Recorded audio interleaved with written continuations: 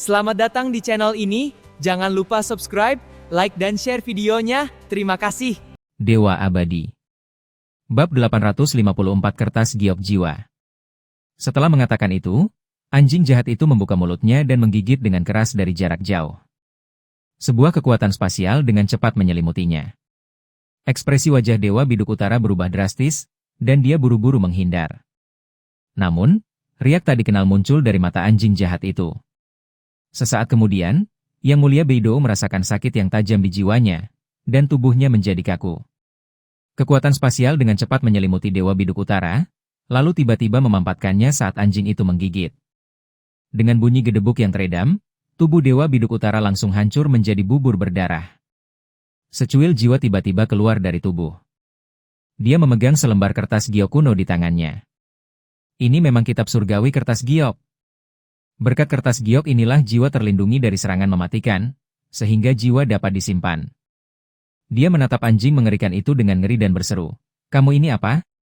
Sepanjang pertempuran, anjing jahat ini menunjukkan lebih dari selusin bakat yang berbeda. Bakat spasial, bakat jiwa, bakat api, bakat pembatuan, dan sebagainya. Bagaimana mungkin satu makhluk dapat memiliki begitu banyak bakat sekaligus? Tidak ada waktu untuk berpikir lebih lanjut. Dia menoleh dan melirik ke belakang, ke celah langit berbintang yang diselimuti kabut hitam tebal. Tanpa mengucapkan sepatah kata pun, dia melesat masuk. Meskipun tempat itu berbahaya, dia tidak punya pilihan. Wajah anjing jahat itu menjadi gelap, sialan, jiwanya lolos. Akan merepotkan jika dia tahu aku ada di sana. Sesosok roh jahat bermahkota 3 di sampingnya mengamati celah di langit berbintang dan berkata, "Tidak perlu khawatir, aku tahu tempat ini sangat berbahaya dan kau tidak akan pernah bisa keluar dari sini." Sekarang dia sudah masuk, lupakan saja kemungkinan untuk keluar. Setelah mendengar itu, anjing jahat itu akhirnya merasa lega. Dia menoleh ke belakang, ragu sejenak, lalu mendengus, makhluk-makhluk itu beruntung bisa lolos. Kalau tidak, aku akan memakannya habis apapun yang terjadi. Setelah mengatakan itu, dia menarik napas melalui hidungnya, menghirup semua daging dan darah dari Dewa Biduk Utara. Ekspresi senang muncul di wajahnya yang mirip anjing, bakat baru telah bertambah. Setiap kali dia menyerap kultivator alam jiwa baru lahir, dia dapat mengubah domain kultivator tersebut menjadi bakatnya sendiri. Saat ini ia memiliki puluhan talenta. Kedua roh jahat bermahkota 3 itu berkata, "Karena kita belum ketahuan, mari kita terus bertindak sesuai dengan perintah rahasia yang maha kuasa. Sebentar lagi, Aliansi Bintang 4 akan menerima kejutan dari kami." Jauh sekali. Yao Qingyu mengaktifkan tanda pendengar suci untuk memastikan bahwa fluktuasi kultivator alam jiwa awal telah menjauh dari mereka. Saat itulah semuanya berhenti. Aku sudah aman sekarang. Dia duduk bersila dan melanjutkan mengobati lukanya. Peribulan darah menghela napas lega dan segera duduk untuk melanjutkan penyembuhan. Baru kemudian dia berani bertanya, "Qingyu, kau dengar itu dari siapa?" Bahkan di konstelasi kegelapan, alam transformasi ilahi bukanlah sesuatu yang dapat dilihat di mana-mana. Mengapa mereka datang ke tempat terpencil seperti itu? Yao Qingyu berpikir sejenak, lalu perlahan berkata, "Salah satunya adalah seorang manusia. Yang satunya mungkin tidak demikian. Kekuatan jiwanya terbatas, dan dia hanya bisa mengaktifkan tanda pendengaran suci dalam waktu singkat, sehingga dia tidak bisa terus-menerus mendengar percakapan antara keduanya. Namun, napas makhluk lain itu tampaknya bukan milik ras manusia." Peribulan darah mengangkat alisnya. "Bukan manusia? Itu mungkin apa? Tapi itu tidak penting lagi." Dia teringat akar pohon yang menakutkan itu dan berkata dengan rasa takut yang masih lingering, "Aku tak pernah membayangkan bahwa makhluk yang begitu menakutkan dan mengagumkan bisa ada di celah di langit berbintang. Aku benar-benar tidak tahu apa itu." Yao Qingyu menyipitkan matanya, menatap gadis surgawi tertinggi dan Hong Luan, lalu berkata dengan tenang, "Kalian harus bertanya kepada mereka tentang hal itu. Kalian berdua bukan dari sang pembunuh hati tertinggi, kan?" Saat mendekati celah di langit berbintang itu, Hong Luan tetap diam. Jelas sekali bahwa dia tahu ada makhluk buas di dalam celah di langit berbintang itu, dan dia ingin menggunakan kekuatan makhluk itu untuk membunuhnya dan melarikan diri. Namun jika roh jahat itu sudah ada, bagaimana mungkin Hong Luan dan gadis kecil ini berani menjaga area di sekitar celah bintang tersebut? Apakah mereka tidak takut dimakan? Hanya ada satu alasan. Mereka baru saja lolos dari celah di langit berbintang. Dan merekalah yang memicu kemunculan makhluk buas itu. Selain itu, kombinasi antara jiwa yang baru lahir dengan 8 lubang dan seorang gadis kecil sungguh aneh. Oleh karena itu, dapat disimpulkan bahwa mereka bukanlah orang-orang dari Sang Maha Pembunuh Hati. Ah! Mata Hong Luan membelalak, dia menunjuk Yao Qingyu dan berkata, tentu saja kami bukan orang-orang dari penguasa pembunuh hati tertinggi. Tapi, bukankah kamu juga sama? Yao Qingyu terkejut, merasa ingin muntah darah. Ternyata mereka berdua saling salah mengira sebagai pengikut Suprim Pembunuh Hati, yang menyebabkan kesalahpahaman tersebut. Yao Qingyu berkata dengan kesal, jika kau bukan salah satu pengikut Suprim Pembunuh Hati, lalu untuk apa kau pamer? Hong Luan berkata dengan ekspresi tersinggung, kukira kau di sini untuk membuat masalah. Tidakkah kau bisa sedikit lebih tegas? Yao Qingyu tersedak. Hal ini membuatnya berjuang untuk sesuatu yang sia-sia. Namun, mengingat dia telah memperoleh artefak semisakral busur perak dan jimat rahasia surgawi, dia merasa sedikit lebih baik. Dia menatap Hong Luan dengan tajam, gunakan otakmu lebih banyak dan kurangi amarahmu di masa depan. Hong Luan menggembungkan pipinya dengan marah. Siapa yang lebih mudah marah? Dia hanya secara keliru mengambil relik Buddha milik Yao Qingyu. Tetapi Yao Qingyu menangkap guru dan muridnya, memberlakukan pembatasan jiwa padanya, dan menjarah mereka. Kepada siapa dia bisa meminta keadilan? Dia benar-benar ingin berdebat dengan Yao Qingyu selama 3 hari 3 malam. Sayangnya, keadaan di luar kendalinya, dan dia hanya bisa terus merajuk, bergumam dengan suara rendah. Karena ini hanya kesalahpahaman, bukankah seharusnya Anda membiarkan kami pergi? Yao Qingyu berpikir sejenak. Dia tidak pernah berniat membunuh kedua wanita itu, dan lagi pula, setelah kesalahpahaman itu diselesaikan, mereka bukanlah murid dari guru pembunuh hati tertinggi. Namun, dia memukuli mereka dan mencuri barang-barang mereka. Sulit untuk menjamin mereka tidak akan melaporkannya kepada penguasa tertinggi pembantaian tanpa hati. Setelah berpikir sejenak, dia berkata, kita perlu pergi ke tempat rahasia. Kami akan membiarkanmu pergi setelah kami keluar dengan selamat. Hong Luan berkata dengan marah, kesalahpahaman sudah diselesaikan, kenapa kau masih aduh? Dia merasakan sakit di pantatnya. Sambil menoleh, dia melihat tuannya, yang berpura-pura mati, dan diam-diam mencubit pantatnya dengan jarinya. Kemudian, suara sang guru terdengar di benakku. Ikuti mereka. Hong Luan merasakan kebencian yang mendalam. Guru, Anda akhirnya bangun. Jika kau terus tertidur, muridmu hanya akan bisa memberi hormat kepadamu di alam baka. Jelas sekali, dia memalsukan kematiannya sebagai Onmyoji. Sang gadis surgawi merasa malu, tetapi suaranya tetap tenang dan terkendali. Wanita berbaju merah itu memiliki sisa jiwa istimewa di tubuhnya. Sedikit nakal. Aku ingat bahwa Jade Qiong Supreme, yang meninggal di konstelasi kegelapan, memiliki seorang murid yang kuat bernama White Bone Evil Lord. Kemudian, murid itu menghilang, dan Jade Qiong Supreme meninggal dunia. Dia sekarang telah muncul dan mengatakan bahwa dia akan pergi ke suatu tempat rahasia. Ini pasti tempat wafatnya Raja Agung Gyeokyong. Hong Luan terkejut. Hong Luan tentu saja mengetahui nama besar Gyeokyong Agung. Tanpa diduga, kelompok orang yang tidak diketahui asal-usulnya itu ternyata sedang menuju ke tempat Kaisar Gyeok wafat.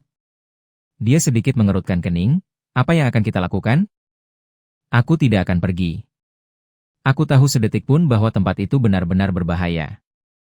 Sang perawan agung berkata dengan tenang, begitukah? Dahulu, Supreme Jade Qiong menguasai ranah petir hingga puncaknya, dan merupakan yang paling sukses dalam membunuh roh jahat di aliansi 4 bintang, memperoleh banyak hadiah, termasuk kesempatan untuk menjadi kultivator jiwa baru. Apakah kamu yakin tidak ingin pergi? Bab 854 Gua Tertinggi Gyeokyong. Ah! Mata Hong Luan berbinar-binar penuh kegembiraan. Kesempatan untuk menjadi dewa? Dalam konstelasi Xuan Nu, kesempatan untuk berubah menjadi dewa adalah sesuatu yang hanya dapat ditemui secara kebetulan dan tidak dapat dicari. Bahkan tuannya, sang perawan surgawi tertinggi, tidak bisa datang dan pergi sesuka hatinya.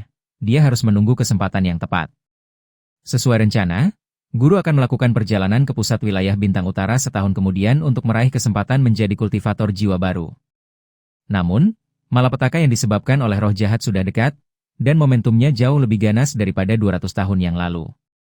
Kita bahkan tidak tahu apa nasib aliansi Bintang 4 nantinya. Namun saat ini, ada kesempatan untuk menjadi kultivator Naschen Soul. Bagaimana kita bisa melewatkannya? Begitu dia mencapai alam ilahi, peluangnya untuk selamat dari malapetaka roh jahat akan jauh lebih besar. Aku mau pergi, jawab Hong Luan dengan penuh semangat. Sang gadis surgawi mengangguk. Ya, kalau begitu mari kita bantu mereka sebisa mungkin. Saat ini saya sedang memulihkan diri, dan jika perlu, saya akan diam-diam membantu mereka. Mata Hong Luan dipenuhi dengan harapan. Itu adalah kesempatan emas untuk menjadi kultivator Naschen Soul. Namun kemudian ia berpikir lagi dan bertanya, apa yang akan terjadi pada orang-orang ini setelah guru sembuh? Sang gadis surgawi berkata dengan tenang, lepaskan yang lainnya. Tapi yang ini namanya Yao Qingyu. Hong Luan memahami maksud tuannya dan diam-diam merasa senang. Aku sudah menyuruhmu memukuli tuanku, dan lihat apa yang terjadi, kau telah membangkitkan kebencian dalam dirinya. Tunggu saja sampai tuanku pulih, lalu aku akan menghancurkan kepala anjingmu. Hahaha. Saya beristirahat selama setengah hari. Yao Qingyu dan Pribulan Darah telah pulih sepenuhnya dari cedera mereka. Kita bisa melupakan sutra kelahiran kembali, tetapi kita tidak boleh melewatkan mutiara pembunuh petir lagi. Pribulan Darah berdiri dan berkata, aku harap begitu. Meskipun memiliki sisa jiwa penguasa jahat tulang putih bersamanya, dia tidak dapat menjamin bahwa penguasa jahat tulang putih dapat membantu mereka dengan cara apapun. Mungkin, ini hanya tentang menunjukkan jalannya saja. Pada saat itu, konstelasi gelap, utara. Langit malam di konstelasi gelap agak suram, dengan bintang-bintang yang redup dan kurang bercahaya di mana-mana. Hanya di wilayah utara cahaya bersinar terang. Itu karena, di tengah utara, matahari yang diselimuti guntur perlahan-lahan terbit. Kilatnya menerangi langit berbintang utara yang tak terbatas. Cahaya matahari yang bergemuruh berkedip-kedip tak menentu, seperti bintang yang telah mencapai ujungnya. Di tengah kilat yang berkelap-kelip dan tak terduga, sesosok anggun berbaju putih berdiri dalam keheningan. Penampilannya sangat cantik, seperti dari dunia lain, dan tak tertandingi. Tingkat kultivasinya telah mencapai alam jiwa baru lahir yang menakutkan. Kilat menyambar dirinya seperti nyala api, membakar kulitnya. Secercah energi yin terus-menerus muncul. Dan dia adalah Si Yunxian, yang telah mengalami transformasi total. Tidak hanya penampilannya yang berubah total, tetapi tingkat kultivasinya juga meningkat ke tahap pertama penurunan antara surga dan manusia. Sekalipun dia berdiri tepat di depan Yao Qingyu mungkin tidak akan mengenalinya. Dia menatap matahari yang bergemuruh, sedikit keterkejutan hampir tak tersembunyikan di matanya. Sebenarnya, ini mengandung sedikit esensi dari hukum Dao Petir. Sang penguasa Gyeokyong di masa lalu telah melangkahkan satu kaki ke alam suci yang legendaris.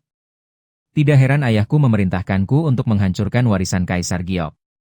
Dia yakin bahwa jika dia dilemparkan ke bawah terik matahari yang menggelegar itu, dia akan langsung meleleh. Bahkan sisa jiwa pun tidak bisa lolos. Sekalipun sang ayah berada di alam tertinggi, ia akan terluka parah, bahkan mungkin terbunuh. Matanya berkilat dengan cahaya yang ganas, warisan Kaisar Giok tidak boleh diteruskan kepada orang lain. Namun, dia tidak berani melakukan tindakan gegabah. Untuk menghancurkan matahari petir, seseorang harus memasuki bagian dalamnya, tempat kediaman gua Dewa Giok tertinggi berada.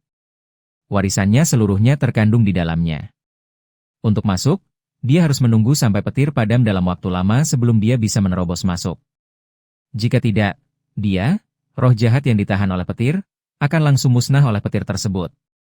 Selain dirinya, ada beberapa kelompok lain, yang berjumlah puluhan individu misterius, bersembunyi di balik bayangan. Semua orang menunggu matahari yang bergemuruh itu padam. Di antara mereka terdapat banyak ahli alam jiwa baru lahir yang telah mencapai tahap kedua penurunan antara surga dan manusia, dan tidak seorang pun berani melakukan tindakan gegabah. Si Yunxian tidak berani melakukan tindakan gegabah apapun. Dia menunggu dengan sabar. Seiring berjalannya waktu, interval antara kilatan guntur dan matahari semakin panjang. Waktu yang dibutuhkan untuk memadamkannya semakin lama. Sebentar lagi, mereka akan bisa masuk dengan aman setelah petir padam.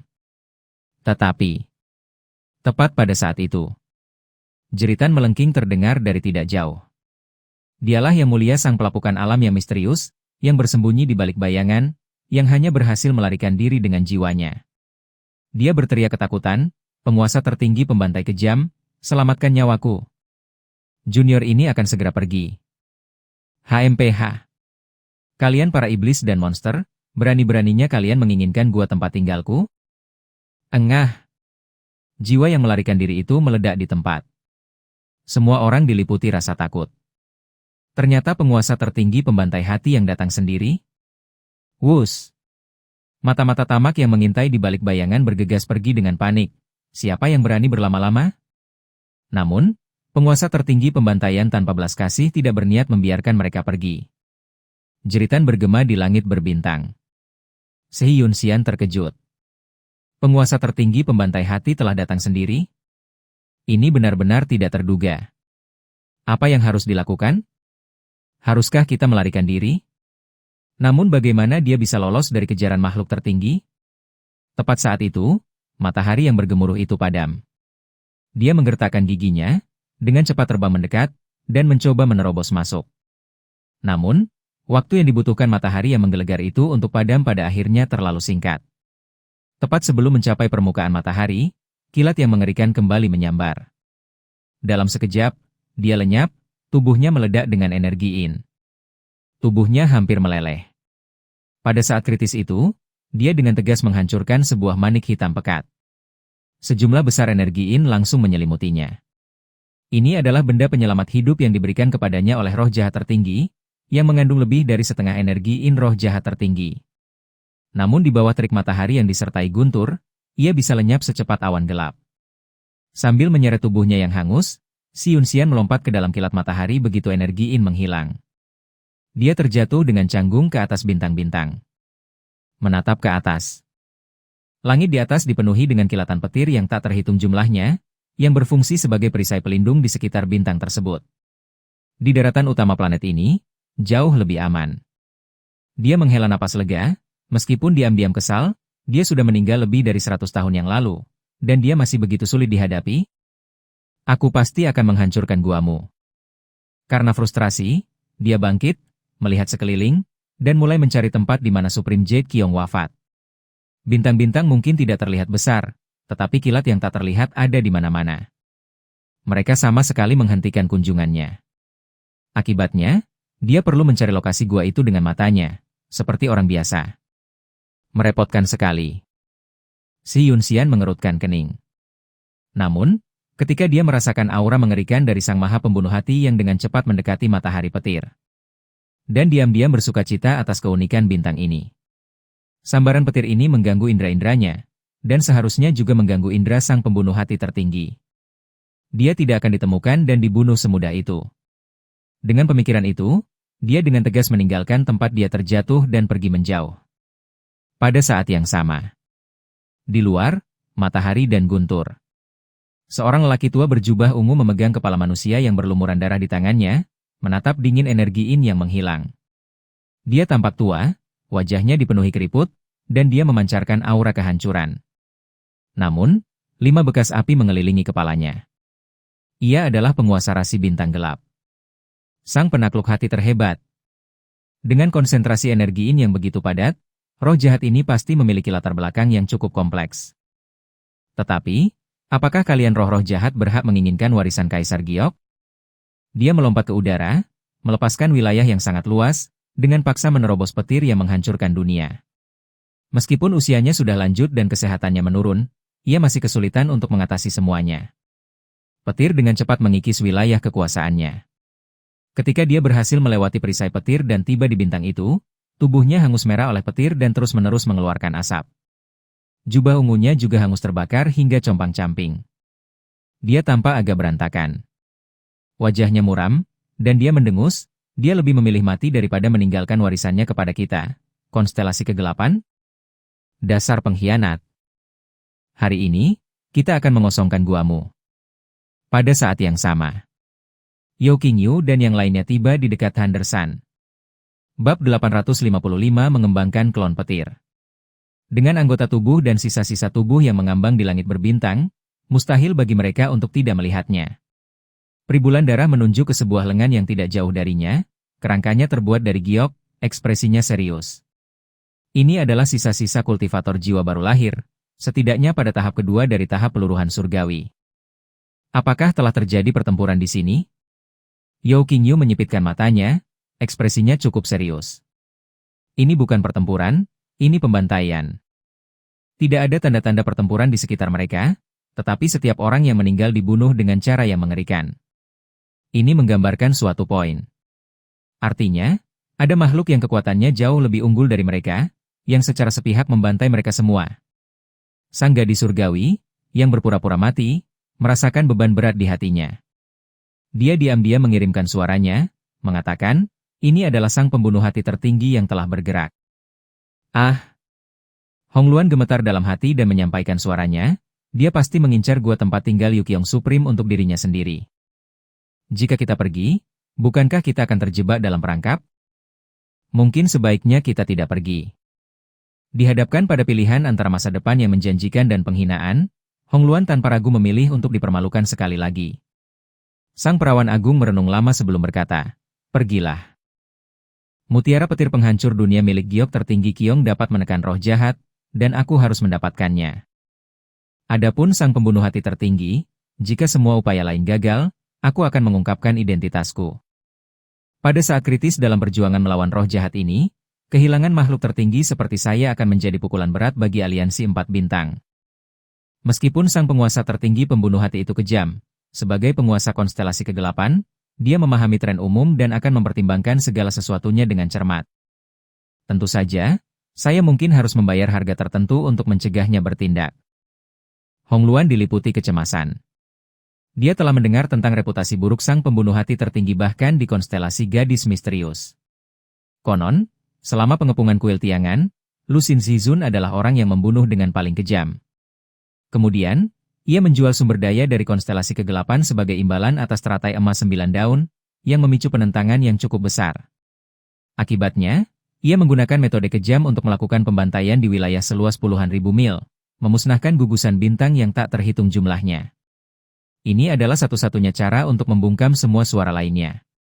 Jika mereka bisa begitu kejam terhadap rakyat mereka sendiri, saya bahkan tidak bisa membayangkan bagaimana mereka akan memperlakukan orang luar. Namun, karena guru telah melakukan analisis ini, dia pasti yakin. Dia melirik Yao Qingyu dan yang lainnya secara diam-diam, lalu berbisik, bagaimana dengan mereka? Sang perawan surgawi agung berkata, aku hanya bisa menjamin untuk melindungi tuanku dan diriku sendiri. Akan lebih baik jika mereka bisa melindungi mereka, tetapi jika tidak bisa, mereka hanya bisa berdoa memohon keberuntungan. Saat ini, Yao Qingyu dan 2 orang lainnya juga tenggelam dalam pikiran yang mendalam. Yan Jingru menatap pemandangan pembantaian berdarah itu, jantungnya berdebar kencang karena ngeri, dan berkata, untungnya, kami mengalami keterlambatan di Starry Rift dan tidak tiba di sini lebih awal. Jika tidak, kamu akan berakhir seperti mereka. Sambil menatap matahari yang berkelap-kelip dan bergemuruh di hadapannya, dia ragu-ragu dan berkata, Qingyu, haruskah kita mundur sekarang? Misi ini penting, tetapi tidak perlu secara sadar menghadapi bahaya dan memaksa masuk. Yao Qingyu juga memiliki ide ini. Orang yang melakukan tindakan itu tidak hanya berkuasa, tetapi juga sangat kejam. Jika mereka benar-benar bertemu dengannya, dia mungkin tidak akan memberi mereka jalan keluar. Setelah berpikir sejenak, dia mengangguk dan berkata, jika hanya aku sendiri, aku bisa mencobanya. Namun, demi keselamatan Anda, mari kita tunda misi ini untuk sementara waktu. Dia memiliki artefak yang hampir sakral, mahkota tembus pandang, yang memungkinkannya menjadi tak terlihat dan menghindari bahaya di saat-saat kritis. Namun, kedua wanita itu tidak memiliki sarana untuk menghadapi bahaya besar tersebut. Meskipun Pribulan Darah merasa menyesal, dia secara rasional menyetujui saran Yao Qingyu. Tepat ketika dia hendak berbicara, suara penguasa jahat tulang putih bergema di benaknya. Apa yang kamu takutkan? Di wilayah tuanku, mengapa aku harus takut pada penguasa tertinggi pembunuh hati? Penguasa jahat tulang putih sudah menduga siapa yang bertanggung jawab atas pembantaian itu, tetapi dia tidak khawatir. Semangat Pribulan Darah sedikit terangkat. Kau punya cara untuk melindungi kami? Penguasa jahat tulang putih dengan tenang berkata, di bintang ini, terdapat sisa-sisa hukum Dao Petir milik guruku. Bahkan Sang Maha Pencipta pembantaian hati pun akan kesulitan untuk merasakannya. Selama kamu tidak terlalu sial dan dia tidak melihatmu dengan matanya, itu tidak akan menjadi masalah besar. Selain itu, gua tempat tinggal tuanku tidak mudah ditemukan. Mereka akan membutuhkan waktu cukup lama untuk menemukannya. Dan saya bisa langsung menerima Anda. Dengan memanfaatkan perbedaan waktu, Anda mungkin bisa berangkat dengan aman membawa muatan penuh. Peri bulan darah merenung dalam hatinya. Meskipun masih agak berisiko, tetap ada peluang. Berpikir bahwa Yao Qingyu mungkin dapat meningkatkan kultivasinya lebih jauh di dalam gua dan bahkan memperoleh harta karun yang besar. Tanpa ragu-ragu lagi, dia berkata, "Ayo pergi." Dia menjelaskan secara singkat kondisi bintang-bintang dan informasi tentang gua tersebut. Yao Qingyu memandang peri bulan darah dengan terkejut dan sedikit bingung, lalu berkata, "Guru, bagaimana Anda bisa tahu begitu banyak?"